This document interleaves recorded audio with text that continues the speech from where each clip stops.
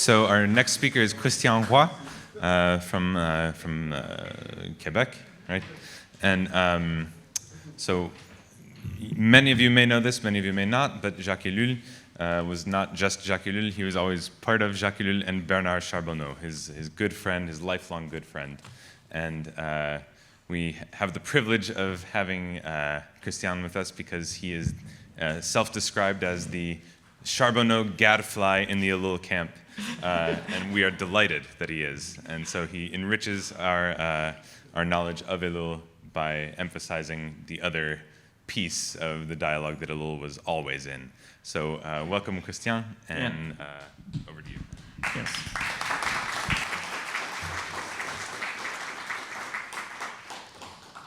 Well, even my title is a bit of a provocation, Beyond Ellul'sTechnique, Science as Ultima Ratio, according to Bernard Charbonneau.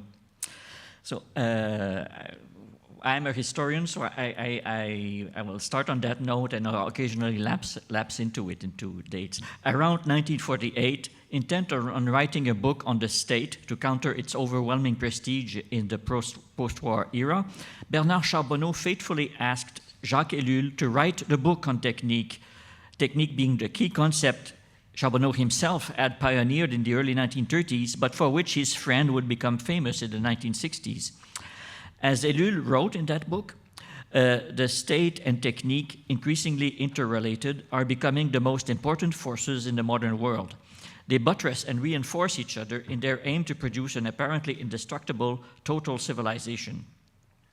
Both the state and technique loomed large among the many such forces to which Charbonneau would dedicate books, often long unpublished, from that decade onward, most of them expanding on sections of a massive manuscript he kept rewriting over the 1940s and 1950s, referring to it as his Summa, as in Aquinas' theological sum. Initially entitled Par la force des choses, using a French idiom about the irresistible power of things as impersonal necessity to refer to the human habit of abdicating freedom in its name. This may have been the work on technocracy, quote unquote, mentioned in wartime correspondence with his friend Pierre Prévost.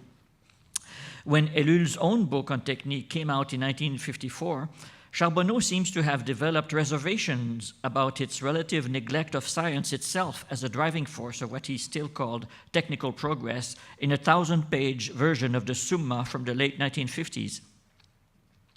Science is intimately tied to the central spiritual issue of freedom in a 300-page version entitled La Liberté, which not only sketched his essay Je fus, I was, self-published in 1980, but also contains the kernels of several of his books on a range of topics, many also addressed by Ellul. Among these are two Latin-titled works dealing with science, written later in that decade of the 80s. Finis Terrae, of which I have co-translated a sample under the title Land's End, and especially Ultima Ratio, from the legal phrase for a final argument of authority, which science is to modern man.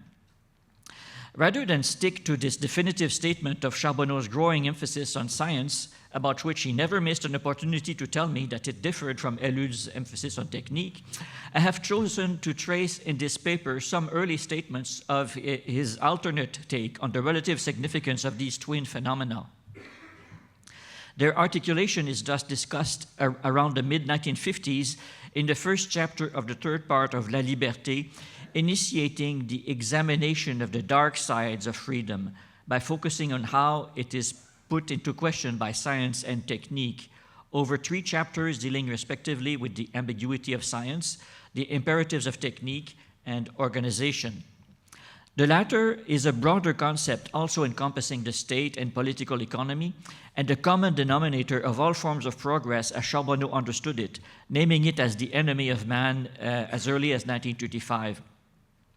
20 years later, he completes that thought by writing that if the spirit which drives science is that of freedom, left to its own devices, science ends up destroying freedom because of the nihilism they both harbor deep down. In its initially spiritual passion to get behind appearances and know the real, Scientific research treats it as its God, ready to sacrifice everything to this reductive real through profanation, criticism, analysis, and measurement. For science is atheistic, caring neither for the true, the just, nor the beautiful, leaving in their place an empty vastness beyond human scale where God is absent, a homogeneous space ruled by blind chance and equally meaningless necessity.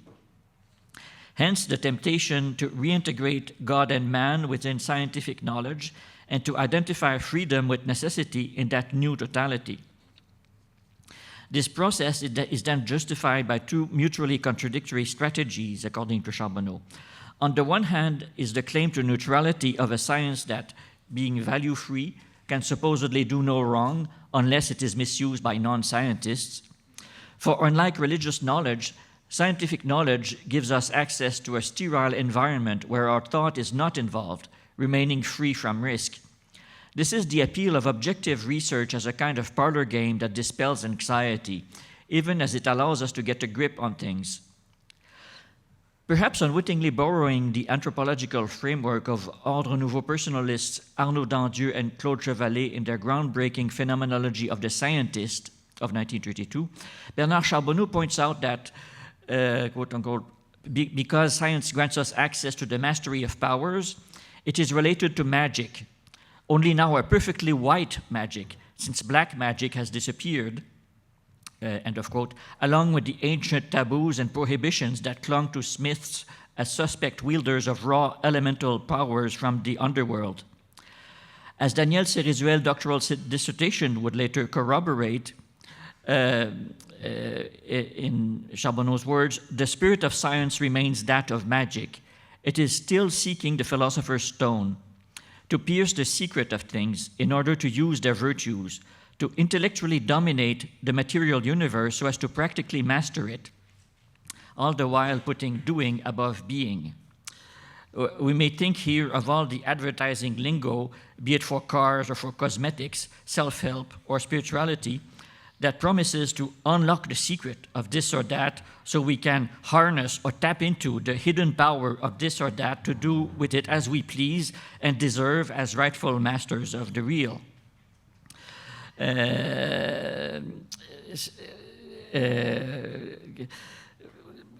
Well, Charbonneau was pointing to that mentality when he said in Finis Terra, scientific truth allows us to manipulate matter and to extract its quintessence, that is energy, and from it, from energy to transform the world.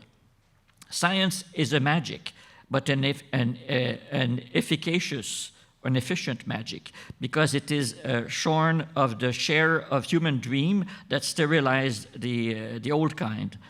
It thus realizes the project of the alchemists. And in a world that values matter, the magician becomes a priest, he said elsewhere.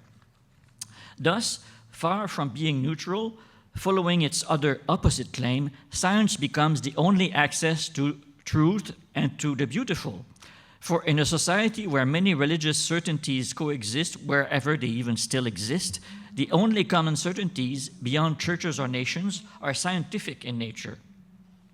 This means that science, which owes its existence to doubt and criticism, inherits all the vices of dogmas and churches. It is now science rather than God that calls for blind trust in unexamined scientific truths beyond the reach of every man. The narrow certainties provided by science become truth when a specialist dogmatically extrapolates to the whole universe discoveries made in a tiny corner of it, be it market interest by an economist or the sex drive by a psychoanalyst. Counter to the liberal tenet that science is the basis of democracy, once it has displaced and replaced church authority with its own, science threatens not only reason, but the culture-bound, society-wide common sense that enables citizens to exercise judgment on public affairs. This age-old democracy of knowledge is supplanted by the modern monopoly of science, that is, of some scientists, which quickly extends from the realm of nature to economic and social facts, and threatens to engulf the political on the way to complete takeover of the real. For science's investigation of of conditions leads to that of means, i.e. to technique, writes Charbonneau. Save for giving science the initiative here, Charbonneau rehearses points made by Ellul about the difficulty of keeping track of the chicken and the egg in the interplay of science and technique, where the former's responsibilities as theory are, however, often downplayed by Ellul relative to the latter's practice. But the modern novelty, both are aware, is precisely that it is hard to tell where science ends and technique begins. In Charbonneau's words, just as scientific progress is the basis of technical progress, science in turn would not progress if it did not have at its disposal machines and products manufactured by technique.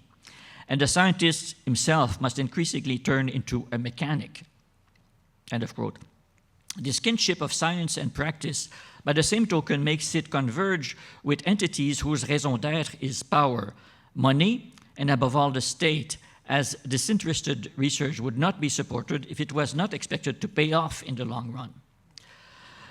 I quote, "This truth, long concealed in modern societies in peacetime, was revealed in wartime, and since then the state mobilizes science for production as well as for destruction.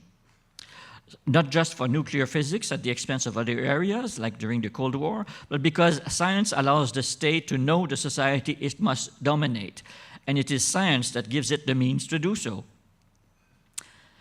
Charbonneau spelled out the biblical roots of his insights in a couple of 1957 articles in the Protestant weekly Réforme, identifying such stock-taking in the census as the root of all technique.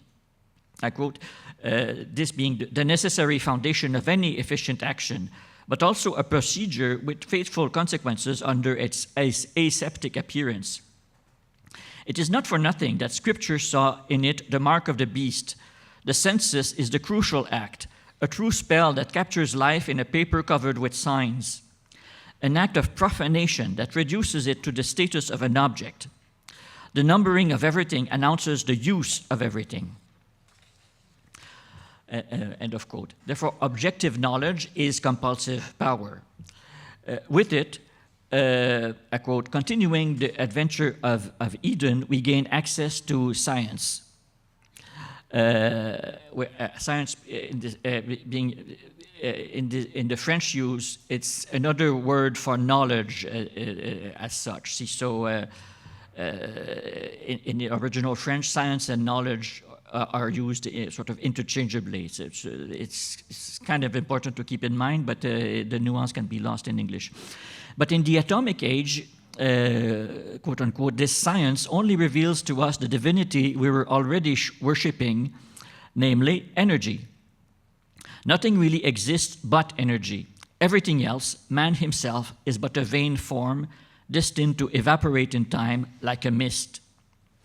For, I quote, "Scientific nihilism already tended to teach us that, deep down, our subjectivity was the fool of appearances, appearances which it alone pierced to put at our disposal pure empty potential." I quote, "Divine power without the thought that alone can give it an expression. Like gods, we will be able to mold the universe as we please from its basic element. But since our powers act as substitutes for thought, we will only destroy the forms of creation to liberate its energy." End of quote. The liberation of energy being one of the favorite phrases of Teilhard de Chardin. So a liberation of energy that takes place either in a solar cult of force or in a contraction of all force in a total system as the only alternative to chaos, unless perhaps a partial catastrophe wakes us up in time. We can see the nihilistic slide here from relativizing, objectifying knowledge itself to standardize plastic potential, and thence to Heidegger's standing reserve or resource of power that Carl Mitchum mentioned in his own paper. The question of nihilism is central to Charbonneau's probing of science, technique, and freedom itself, which makes him closer to Heidegger than to Ellul in some ways. Developed in Ultima Ratio, the idea is that the drive to nihilism is already is already, developed in Ultima Ratio. The drive to nihilism is an idea already sketched in Charbonneau's transition to La Liberté's chapter on the imperatives of technique, from that on the chapter on the ambiguities of science, as anything but neutral, science being anything but neutral, not meant to bring us truth. Science merely sets problems. Quote unquote, it says nothing of ends, it only gives us means, all the more efficient as they are used for lower ends, end of quote. Thus, I quote again, what is true of science is even truer of its product, technique. Like science, technique considers means in themselves outside of any ends they may serve, and it uses the same scrupulous methods for experimentation and verification. But its mind is even narrower than that of the sciences, as it only takes into consideration an even smaller portion of the real, that being efficiency in the material sense of the term. Science is disinterested, it sometimes seeks knowledge for its own sake. Technique never is, it only takes into consideration a very limited aspect of the real, practice in itself, end of quote. With Ellul, Charbonneau hastens to add that there have always been techniques to act upon things efficiently, only that technique as such dates from the modern era. Is a longer quote. In traditional societies, practice in itself did not exist. Practices always partook of rites. They were inseparable from religious or even moral concerns. Rites, R-I-T-E-S. Considering efficiency in itself, without referring to God, was inconceivable or monstrous. One had to be a magician to thus dominate the powers of the earth. And the magician, too, did not manage to be objective. He only escaped God to deliver himself to the devil. The technical spirit was only able to triumph the day the gods were driven out of nature. And likewise, technical consideration will only be able to extend to man the day man himself will be profaned, when man will be able to lay on the person or on society the same indifferent hands he puts on motor parts. End of quote. Charbonneau saw this day coming with the advent of human sciences, quote unquote, because as you will see, he's profoundly doubtful of the concept. So he saw this in particular with structuralism's concomitant proclamation of the death of man after the death of God. In 1957, he was facing the end of a series of reflection camps he had been leading since 1953 with Ellul for some of the latter's students, and which he now despaired of bringing to the next level as the nucleus of a society that would not be the negation of persons. With nothing to lose, he now challenged participants to engage in a public action of defiance of the new religion of science by posting on the doors of the University of Bordeaux, in the manner of Luther nailing his 95 Theses on those of All Saints Church in Wittenberg, a number of clear propositions about the human sciences as an oxymoron. Either they were human but could not claim the status of objective sciences, or they were indeed such sciences but could only be inhuman and abet the dehumanizing processes and the powers that be. But when Ellul's students proved reluctant to take this step and even follow previous commitments, Charbonneau angrily discontinued his revolutionary strategy of over 2 decades of having reflection camps with select interested parties. He had finally hoped it could at least issue in a kind of Bordeaux school, a free college of social research comparable to the Frankfurt School, which would have challenged the hegemony of science and technique even as universities, intellectuals, and all institutions were becoming its zealous instruments.